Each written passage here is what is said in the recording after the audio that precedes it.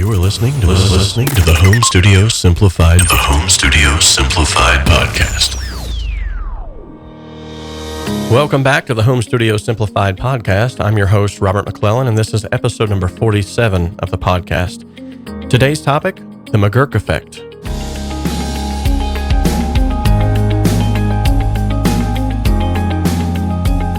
Welcome back, my fellow fader finaglers, those of you who lock yourselves in dark rooms and who have been practicing social distancing for quite some time now, whether knowingly or unknowingly. Welcome back, each and every one of you. If this is your first time tuning into the podcast, thank you so much for stopping by. And if you are currently, like me and my family, on quarantine or lockdown, which is self-imposed on our part, my wife very well may have come in contact with somebody, and so we're doing our part to make sure that it doesn't spread and just being safe. So we've locked ourselves into the house, and so far so good. Nobody's got anything here on our end, but we're just being safe. But if you are quarantined and you're currently locked down, this would be a great time for you to go back and check out other podcast episodes, or go and check out all of the YouTube channel videos that we've got going on there. There's several tutorials that could be helpful for you in your home studio, and all of it's completely free, and you've got the time now. Why not go ahead and check it out? And I would definitely recommend learning during this point in time. Not wanting to make light of a situation that has gripped the nation, however, by saying, that we've been practicing social distancing for a while. It's just the truth. As audio engineers, we lock ourselves in little rooms and try not to go out into the public too often. But one thing I do want to say is that the McClellan family, we are praying for you and yours, and we want to see some good come out of this. And what I mean by that is, in times past, when America in general, and even the world, has been struck with adverse situations, it's always been a time where you've seen the real fiber of people begin to be shown. And for the most part, what I'm seeing already, and what I long to see for in the days that will ensue, is everybody just kind of pulling together and doing what's right. It's so good to see individuals hopping online and offering up encouraging words, and people willing to pick up groceries for the elderly and things of that nature. So kudos to all of you who have been helping out, who are doing your part. Thank you so much. We appreciate that.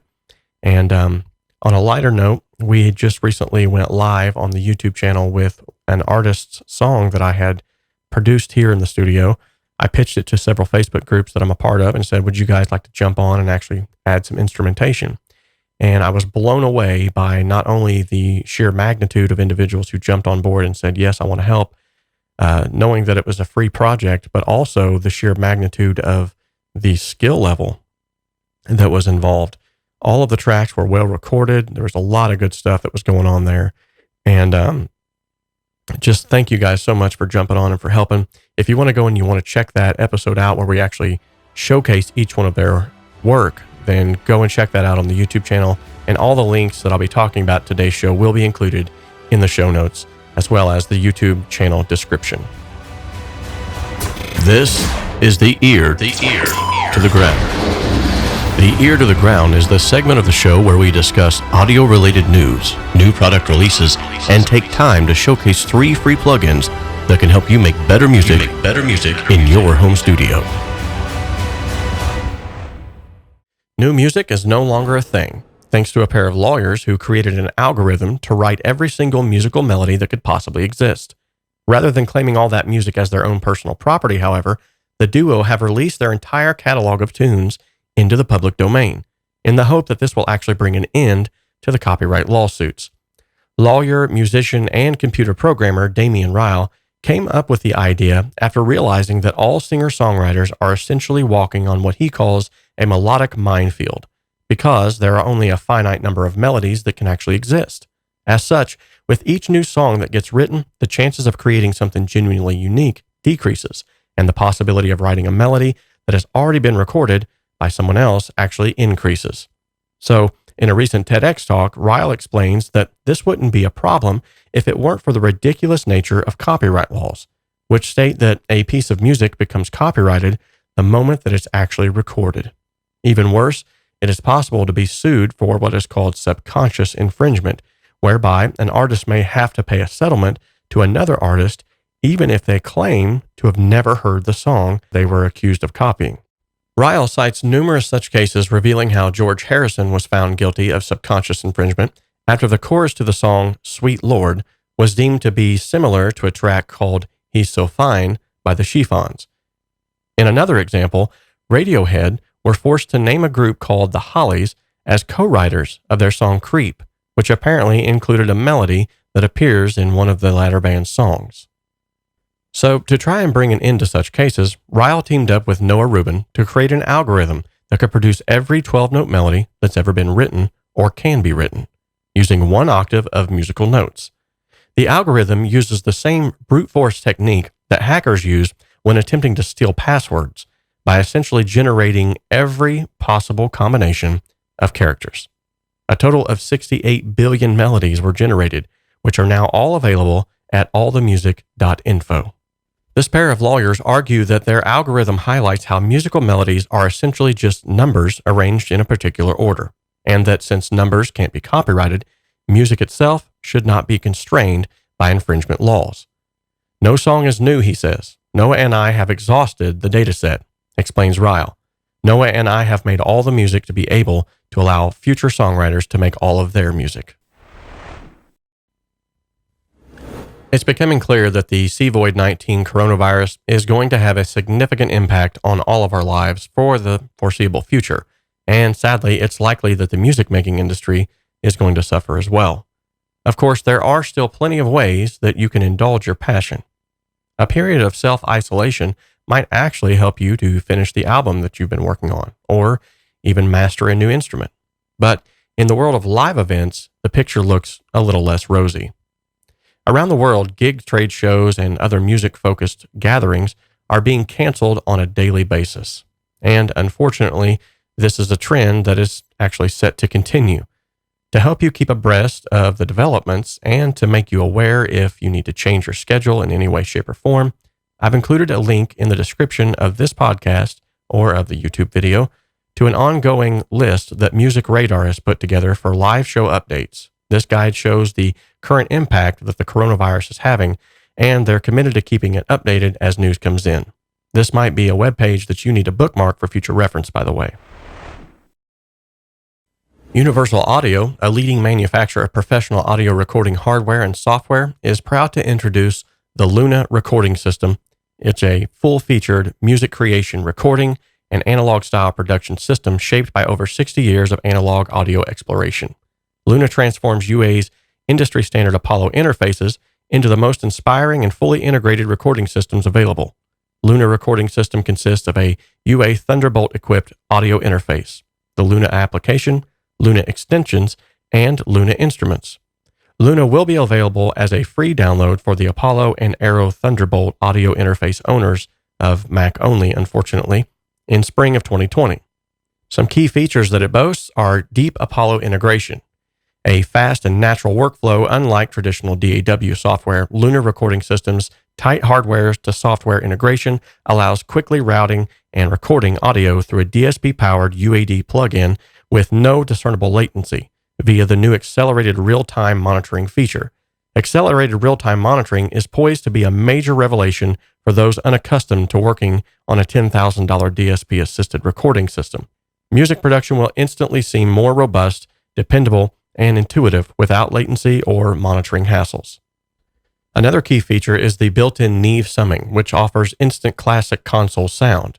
The Luna recording system offers precisely emulated audio summing circuitry from the Neve 80 series audio mixing consoles designed by Neve Electronics in the 1960s and early 1970s, featuring the harmonically rich sound of the Neve 1272 summing amplifier.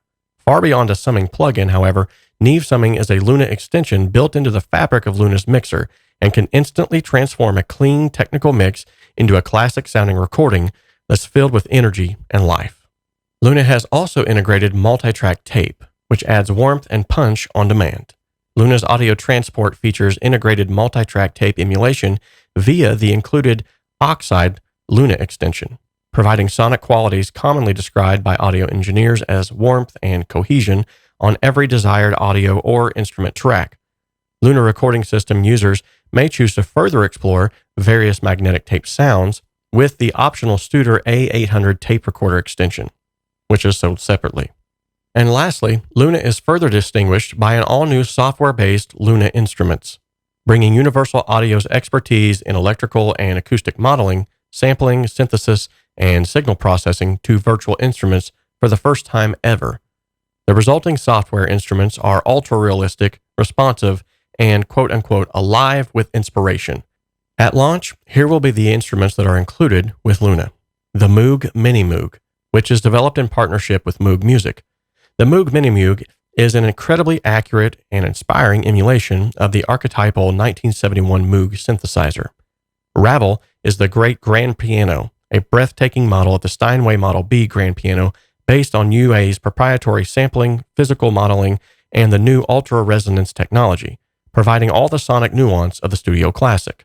Lastly, Shape is a complete creative toolkit with vintage keys, drums and percussion, guitar and bass, orchestral content, and real-time synthesis, courtesy of the Universal Audio Spitfire Audio, Orange Tree samples, and the Loops de la Cream, and even more. All of this included for free with Luna. All right, now let's talk about our 3 free plugins. The Expert Records Dimension Expander is first up. If you're looking to add unique and insane space and stereo width to your sound, this plugin is a must. The 4-voice chorus with extended delay times takes advantage of phasing to further enhance the out-of-the-speaker width. 2 of the chorus voices are out of phase from the other 2, which tickles the brain and confuses it in an enjoyable way, creating an unbeatable stereo effect. It sounds great on pretty much anything, but it shines a little bit extra on vocals and clean guitars. Try it and find out which other instruments love this plugin. All right, now let's talk about the Thrill Seeker XTC. Sometimes you just need to bring a sound back to life. You hear it, you know that it has potential, but you're not sure what else it needs. It could be that it just needs the mojo brought back to it, and the Exciter Thrill Seeker XTC is all about that. In a stylish analog interface, you have ultimate control over the low, mid, and high end with full respective EQ bands to dial it down even further. One of the more exciting features of the Thrill Seeker XTC is the Mojo knob. The Cambridge Dictionary defines mojo as a quality that attracts people to you and makes you successful and full of energy. Switch out the you with the your track, and there's your explanation of what the Thrill Seeker XTC is all about.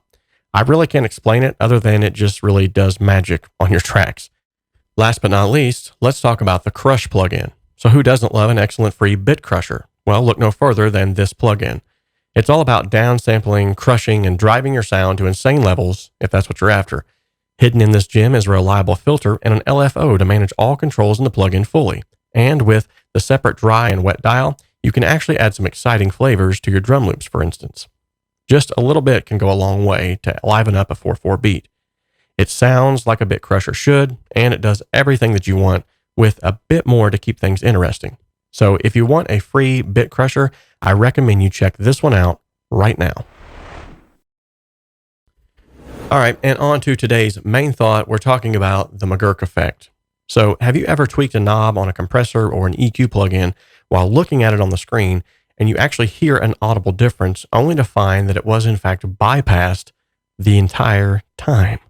Well, if you've been mixing for very long, I'm sure at one point in time, whether knowingly or unknowingly, you've done this. And if you haven't done it yet, just wait, it's coming.